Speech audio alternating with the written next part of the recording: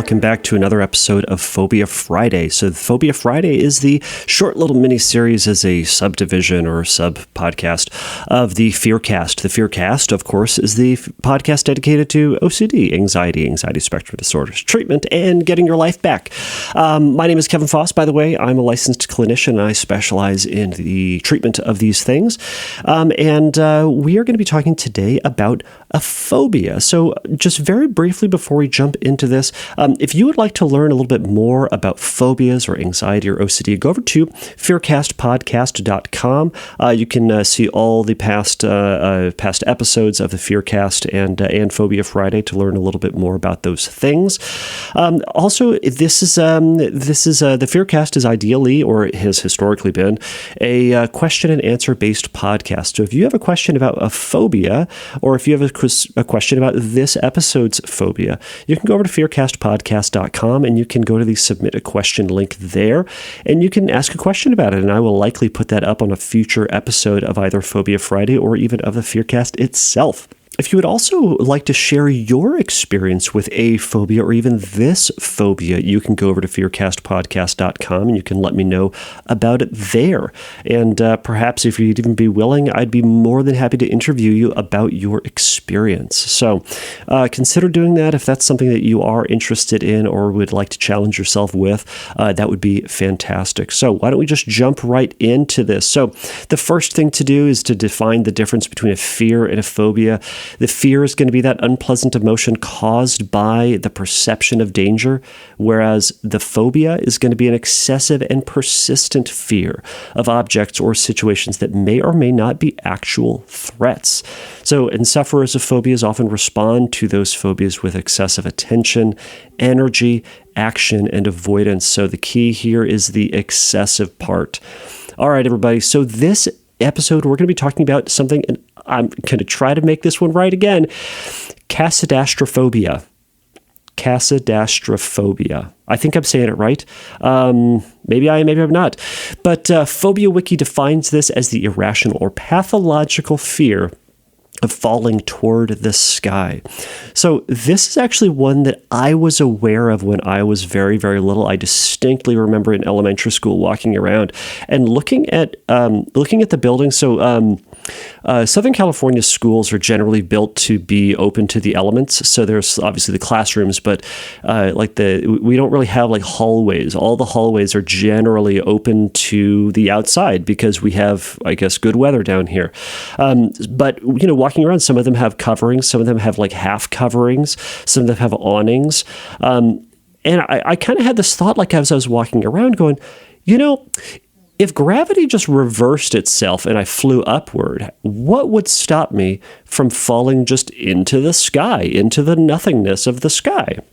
And I would kind of just be aware of, the awnings, or if there was like an overhang on from the roof, like, oh, okay, if I, if that happened, like I'd fall there, I'd probably bonk my head, sure, but I'd be able to crawl over to that section and that section. I'd be relatively safe, and that was something that I was aware of when I was very, very little. And so as I grew up, obviously I'm not gonna mention this to anybody because they're gonna think I'm crazy, right? But as I grew older, I would hear other people talking about this and go, wait a minute, other people think about this stuff too? Really? And then later down the line, I finally looked it up, or I'd heard it, I'd forget exactly which one, and read that there was this big, long, ridiculous name, and went, this is a thing. This is a thing that other people are aware of. So it even has a name, Casadastraphobia. So the Urban Dictionary, as wise and factual as the Urban Dictionary is, it actually says that the Casadastraphobia has Latin roots in the name. So cas, meaning to fall, ad, toward, astra, star, phobia, the fear of. So the fear of falling towards the stars. I suppose that makes sense. So what is this, right? What is Casadastraphobia? The fear of falling into the sky, or a fear of falling upward? Well, it can certainly present as just a fear that gravity is going to stop and we're going to start to float and eventually float away. As I mentioned, my awareness was, or my thought, or I suppose you could categorize it as a light fear in my experience, that gravity is just going to outright reverse and we're just going to get sucked up into the sky. And this can certainly lead to an anxiety and avoidance and panic attacks in some people. So so what we just talked about was kind of the obsessive thought and in some of the ways that it can impact people. So in my research on this for this episode, I came across a lot of people report having fears specifically at night, or specifically when they're viewing the stars or looking up at the stars at night. That is one of the ways that their anxiety is uniquely triggered. And I suppose that for some, that's going to extend to the daytime. So if you are outside, or I suppose even inside, looking up at the sky, looking up at the clouds, looking up at airplanes as they pass by, even just straight up looking at trees. If you're looking up, you're looking at the thing that could suck you up into the sky. So that can certainly be a trigger for some. Now, I came across this term, and I think it's actually pretty accurate. So some would categorize this or put Casadastraphobia in what's called the category of a fantasy phobia. So this is a term that describes a phobia that just cannot happen. Or I'll say this, or it's very unlikely to happen. So this one we could reasonably say, and I suppose we'll touch on this when we get into the treatment section, but we could say, logically speaking, this one's never going to happen. That's not the way gravity works. I hate to tell you. This one's not going to happen. Now, that problem is that because it's never going to happen due to physics doesn't mean it's going to stop our brain from not being worried about this, right? But a fantasy phobia is going to extend to anything that is either impossible or is just highly, highly, highly unlikely to happen. All right, so what are some general symptoms or even some generalized symptoms of this? Well, as I mentioned, that people can be anxious about going outside. They can be anxious about looking up into the sky. But it can also extend to the fear of flying. It extends to the fear of, again, looking up into the sky or anything, looking up. Some even report being nervous or being anxious about seeing the sky's reflection. So if you think about, like, if you've ever seen like a really still lake and you look into it, or even on the ocean, and it can reflect the sky or elements that are up, that can trigger some people. So some even described even just looking off really far into the distance can trigger this for them. Now, one person in what I was reading said that they were also triggered by looking through floors. So I suppose it would either be looking down through cracks in the floor, or looking up through something. This one doesn't quite make sense to me, but I will say that none of this needs to make sense, right? It all is irrational. It's a fantasy phobia, right? Lastly, some even described this fear being associated with a worry about being trapped, or even being in tunnels or on bridges. So I suppose there's this connection with this vulnerability, right? We are stuck in something, or we are stuck on something, and there's only one way out that is reasonable or safe, and then the other option feels very nerve-wracking, right? So if you have this fear, there might be compulsions that you're doing. Again, the compulsion is going to be anything that we do to try to undermine, alleviate, avoid, or otherwise just get rid of this fear, or make sure that this fear is never going to happen in the way that our silly brain is telling us, right? So in extreme circumstances, people with Casadastraphobia might avoid just going outside because you never know, right? So that is not going to be the case for everybody. There can be just a resistance or maybe a hesitation to be out in open spaces, because there's a sense of, or an association with open spaces being being a vulnerable place, right? You're then open up to the possibility of harm, right? Some people prefer being surrounded by buildings or trees. In other words, having things being taller than them, kind of having something above them or around them somehow feels safer.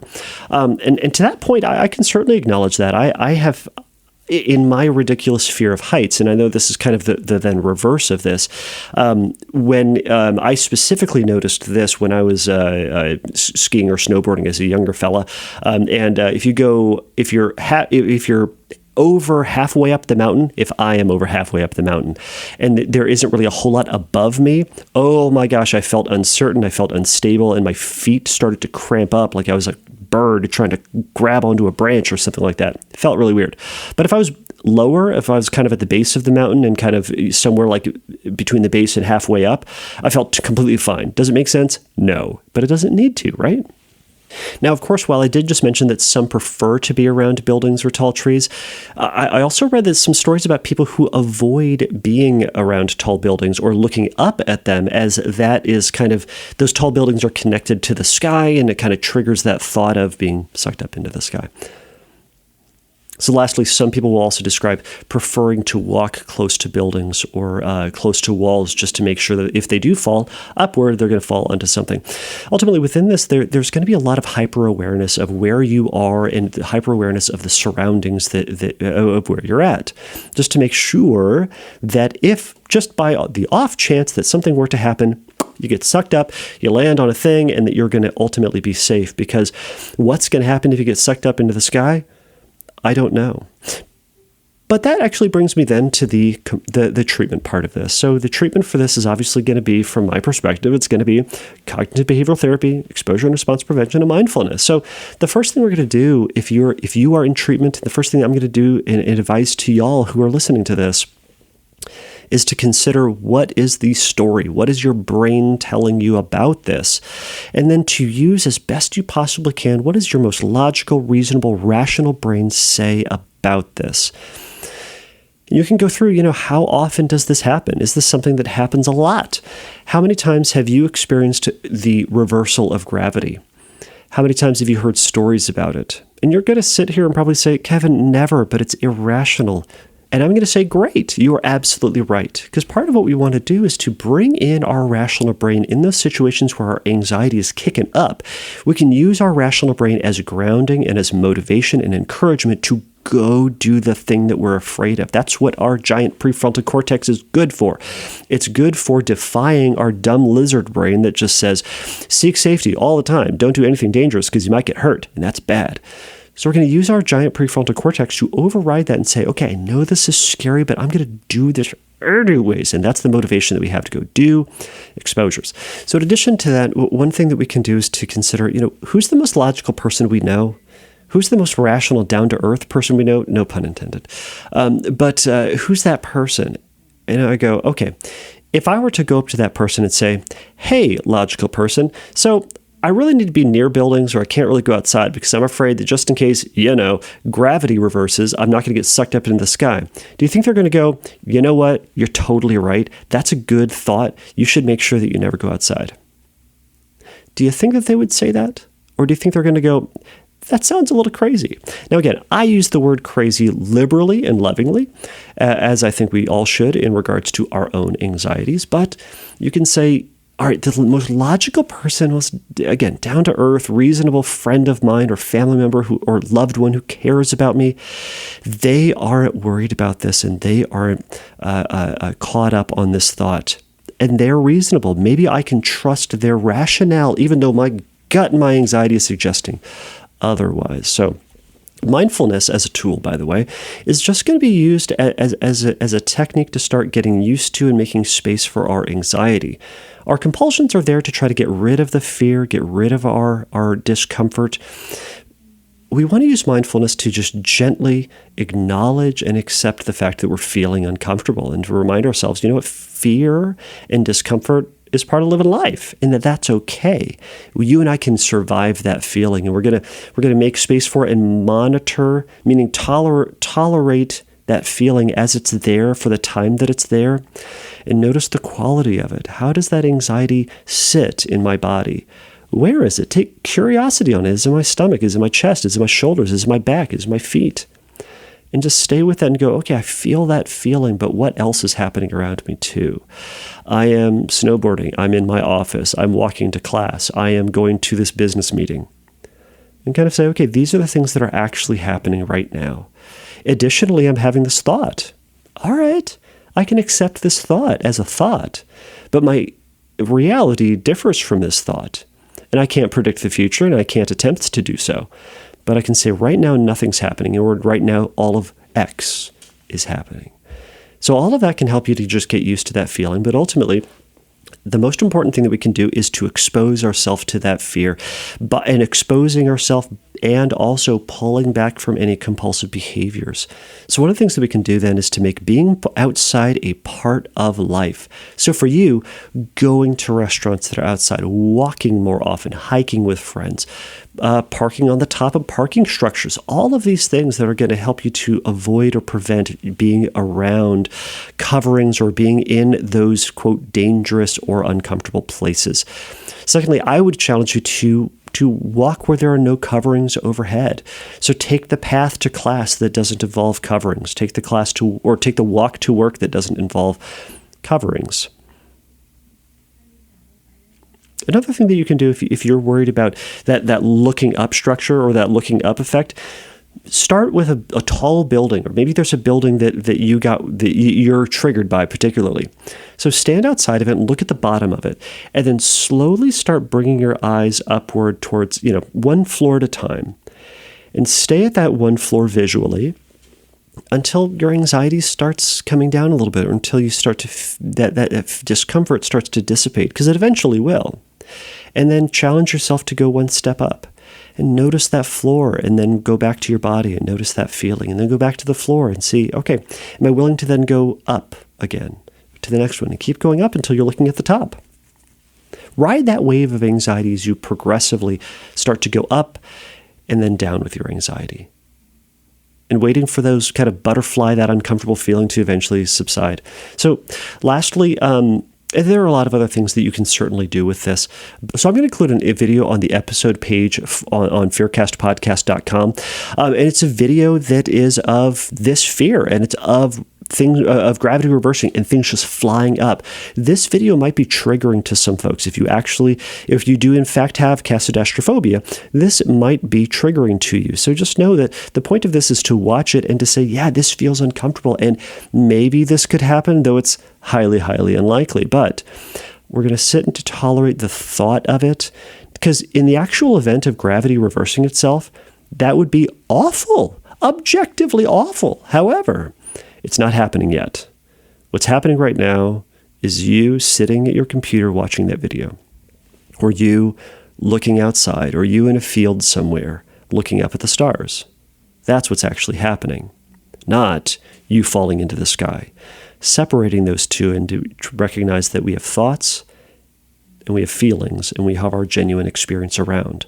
Our thoughts, images, feelings, sensations, and urges, sure, they help you to get an idea of what the reality is right now, but the content of that thought isn't the reality. The presence of the thought is the reality. So this is the short episode on Casadastraphobia. I hope you enjoyed it, everybody. If you have questions about this, again, go over to fearcastpodcast.com and shoot me a message over there. If you would like to share your story, again, message me over there.